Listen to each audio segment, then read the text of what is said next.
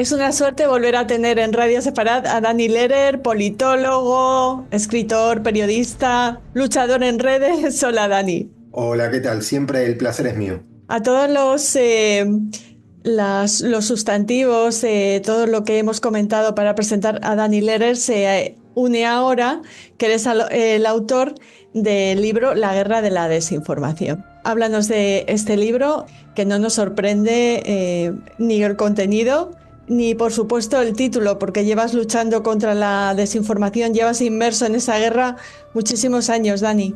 Correcto, sí, llevo muchos años en esta batalla, pero hoy en la actualidad es el flagelo número uno que entiendo que tenemos, la desinformación, en todos los ámbitos, porque hoy lo que está en juego es la verdad en sí misma. Hay una pérdida total de confianza entre a qué creerle y a qué no, qué es verdad, qué es mentira. Y el libro toca puntualmente eso, toca la fragilidad de la verdad, de cómo se la está atacando y cómo la posverdad dejó de ser algo mínimo, un fenómeno parcial, para ser hoy el sistema. La posverdad y el intento de instalar una verdad alternativa o de generar ruido en la información hoy es el sistema. Y esta posverdad se usa para manipular sociedades occidentales. Y así es que como muchas de las cosas que nosotros vemos, leemos y escuchamos, en realidad son términos que están diseñados para manipularte, para intentar entrar en tu mente y hacer que pierdas el poder cognitivo, el poder de discernir qué es cierto y qué no es cierto, ¿no? Y yo, si bien el libro toca sobre la desinformación en general, yo tomo el antisemitismo posterior al 7 de octubre como el paciente cero de este experimento de ingeniería de masas. Porque a partir del 7 de octubre fue muy claro cómo vimos un intento por manipular la verdad en todos sus ámbitos y cómo en pocos días se intentó instalar que la víctima era el victimario y viceversa. Y fue algo que ocurrió a nivel mundial. Y ahí también detallo y toco con todo el lujo que puedo cómo esto contó con muchos cómplices.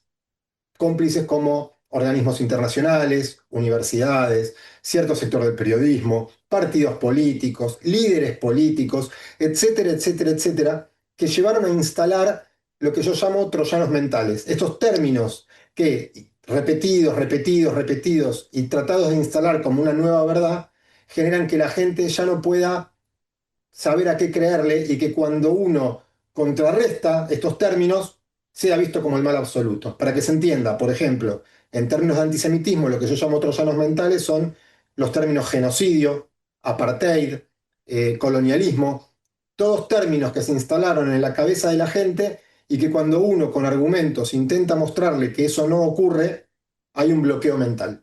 Hay un bloqueo mental y pasas a ser el enemigo número uno cuando en realidad nada de eso está ocurriendo. Dani, y en esa guerra cognitiva, ¿cómo podemos luchar no solo contra los troyanos mentales? Hay diversas maneras, ¿no? Obviamente que una es lo que las redes sociales hoy todavía no están filtrando y están permitiendo, que es el avance de tanta desinformación y tanta mentira. En la época, no ahora que hubo de vuelta escaramuzas, pero en la guerra con Irán, Israel-Irán hace semanas atrás, se difundían imágenes que todos sabíamos que eran hechas con inteligencia artificial y las redes sociales tardaron semanas y semanas en cancelarlas y la gente empezó a creer una realidad alternativa. Pero eso es lo que pueden hacer las redes, los medios. Yo cuando hablo de esta desinformación, de esta campaña feroz de desinformación, de esta guerra, incluyó a mucha gente. Y mucha gente optó por ser parte, a sabiendas de que esto era desinformación pura, periodistas, profesores universitarios, presidentes, como en España el amigo Pedro Sánchez. Pero por otro lado, y acá es donde creo que es donde podemos hacer algo, es la gente que ingenuamente cree cualquier cosa, porque hoy en las redes sociales viaja más rápido la emoción que la razón. Entonces, alguien vio algo que lo emocionó o que condice con su forma de pensar y rápidamente lo comparte. Y creo que la mejor manera que tenemos hoy de combatir esto es parar la máquina, analizar y pensar. Yo dije que en este libro lo toco desde el punto de vista del antisemitismo y a partir de ahí detallo cómo funciona esta ingeniería social. Pero pasa en todos los ámbitos. A mí me mandan a veces información y me dicen, ¿esto es cierto? Y con solo mirarlo 2 minutos y pensar uno se da cuenta que no es cierto. Pero hoy, en la era del todo ya, de la inmediatez, nadie para a pensar que es verdad y que es mentira, nadie para a analizar. Todo se comparte según el sesgo de confirmación. Entonces, lo más importante que tenemos que hacer para poder dar esta batalla es, primero, volver a los orígenes, volver a pensar, volver a usar esto que para algo lo tenemos. Y a partir de ahí hay un montón de cuestiones técnicas, políticas y demás que podemos implementar. Pero lo número uno es que cada uno pueda tomarse ese segundo, ese minuto para pensar antes de creer cualquier cosa que ve. El libro es una herramienta, ofrece herramientas para ese pensamiento crítico, es un libro de análisis, es un poco las dos cosas, ¿no, Dani? Es un poco todo lo que dijiste, porque arranco analizando y explicando para que la gente pueda entender cómo funciona lo que ve en el día a día, porque lo ve en las redes, lo ve en la tele, lo ve en la calle, pero al final hago un llamado a la acción, doy herramientas para combatir esto y sobre todo cierro con un llamado a la acción, donde digo que no podemos permitirnos perder la confianza en la verdad, porque si perdemos eso, ya no podemos creer en más nada. El libro lo publica Algoritmo, les pondremos el enlace, por supuesto, para que puedan hacerlo. Ojalá puedas muy pronto venir a presentarlo a España y a otros países, Dani, pero no solo te has ocupado del libro, has estado muy activo como siempre. Nos gustaría que presentaras a nuestros oyentes, si aún no lo conocen, aquí en Radio Sefarad hemos hablado, pero no está de más recordarlo, háblanos de Medio Oriente. Bueno, sí, además del libro, cofundé con socios del exterior una agencia internacional de noticias, experta en Medio Oriente, pero es una agencia internacional de noticias que nace en un momento justamente donde vemos que la desinformación cooptó todo, donde vemos que la prensa levantaba imágenes, como te decía, hechas con inteligencia artificial. Entonces dijimos, no puede ser que nos quedemos de brazos cruzados. Y así es que hoy dirijo Medio Oriente, que es esta agencia de noticias que cuenta con sistemas de verificación, sistemas tecnológicos para verificar qué es verdad y qué no es verdad, que contamos con gente en el terreno, que informamos en tiempo real, pero siempre con ese segundo de poder constatar que lo que estamos informando es cierto. Por eso tenemos gente en todos lados del mundo proveyéndonos de imágenes. También trabajamos mucho con lo que llamamos UGCs, que es el contenido generado por el usuario, y ahí es donde entramos con herramientas tecnológicas para verificar esto que está ocurriendo. La verdad que nos está yendo muy bien, nos están levantando muchos medios en temas de todo tipo.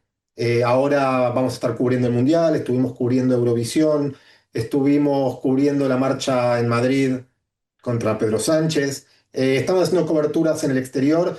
La verdad que estamos muy contentos. Es incipiente, tiene un tiempo, pero venimos muy bien y esperamos seguir en esa senda, porque lo que nos proponemos de vuelta es crear herramientas para que la gente vuelva a creer en la verdad y por eso luchamos en todos los ámbitos que podemos contra la desinformación. Y nutrís a medios de comunicación. Nosotros en Radio Sefarad nos Sí. nutrimos de vuestra información en muchas ocasiones. Inevitable, Dani, que te pida un diagnóstico de lo que está sucediendo tras el ataque de Irán. No sabemos muy bien cuándo se va a emitir esta entrevista, lo que habrá pasado, si ya ha terminado la tregua del jueves, si se va a ampliar, si Trump va a seguir castigando o haciendo recomendaciones especiales a Netanyahu. ¿Cuál es tu visión? Bueno, lo primero que veo es que el ataque iraní contra Israel lo que buscó cambiar es el paradigma de cómo venían las negociaciones y cómo viene la realidad en Medio Oriente. Hasta ahora, Irán, cuando Israel atacaba objetivos terroristas de Hezbollah en el Líbano, no se metía. Lo que buscó hacer es cambiar la ecuación, ¿no? Buscó decir, bueno, si Israel vuelve a atacar objetivos de Hezbollah, no solo en Beirut, porque aclaró después que si ocurre en el sur del Líbano iba a hacer lo mismo, continuaría atacando. Lo que buscó es escalar el conflicto, es mostrar una posición de poder, porque hoy lo que estamos viendo en la verdadera guerra es de negociaciones. Que negociaciones que desde mi punto de vista no van a prosperar porque hay puntos que son irreconciliables. Y entonces Irán creyó que atacando a Israel hacía una demostración de poder y se equivocó. Pensó que Trump iba a poder convencer a Israel de no devolver el ataque y minutos después Israel atacó con muchísima más fuerza. Y no solo eso, sino que hasta estos momentos, el momento de esta entrevista, Israel sigue atacando objetivos de infraestructura terrorista en el sur del Líbano, constantemente. Con lo cual, no solo no logró cambiar la ecuación, sino que dejó que Israel demostrara que no está dispuesto a recibir un solo cohete. De hecho, ningún cohete iraní impactó en suelo israelí, fueron todos interceptados y sin embargo la respuesta israelí fue muy fuerte. Eso por un lado. Por otro lado, ¿cómo va a continuar esto? Es muy difícil prever con Trump, pero yo no veo una solución a corto plazo. Yo creo que lo que estamos viviendo es una transición, un impasse de un nuevo conflicto armado, en realidad un conflicto que no terminó. Y yo creo que en el mediano plazo es muy probable que veamos de nuevo ataques constantes de la coalición, es decir, Israel y Estados Unidos.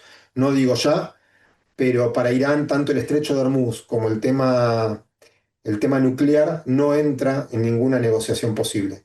E Israel no va a permitir que Irán permanezca cerca de tener armas nucleares. Así que no veo un final rápido, sí veo que Israel va a seguir combatiendo a Hezbollah porque eso es un tema existencial. Todo Estado tiene derecho a combatir a una organización terrorista que ataca permanentemente a sus civiles.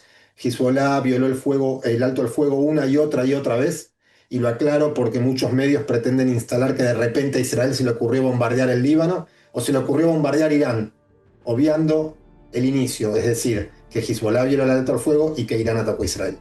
Para cerrar la respuesta, Irán cometió un error gravísimo en intentar tantear si Israel iba a responder o no. Bueno, pues ya has visto el análisis que ha realizado Dani Lehrer. Análisis, comentario y herramientas es lo que nos trae este libro, La batalla de la guerra de la desinformación. Hablábamos de troyanos mentales en negativo. Bueno, que este libro sea un troyano en positivo, un troyano mental en muchos cerebros y en muchas mentalidades.